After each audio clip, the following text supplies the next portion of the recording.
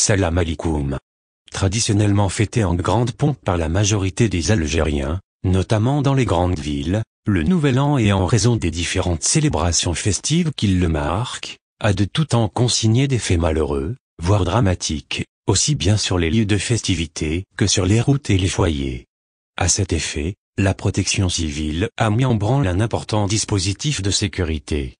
C'est ce qu'a annoncé la Direction Générale de la Protection Civile, DGPC, dans un communiqué, samedi.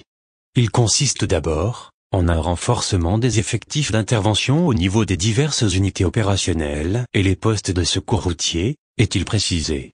Également, des actions d'anticipation seront menées par des équipes mobiles de la protection civile qui seront déployées sur le terrain au niveau des points noirs du réseau routier, des sites touristiques et des espaces publics qui connaissent des regroupements massifs de la population cette période de l'année, détaille la DGPC.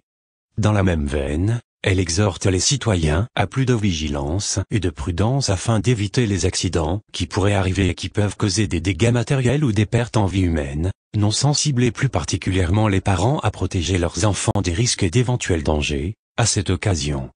Les foyers ne sont pas en reste et la protection civile insiste sur la nécessité de veiller à procéder à la ventilation du domicile ainsi qu'à la vérification de leurs appareils susceptibles de générer des asphyxies ou explosions.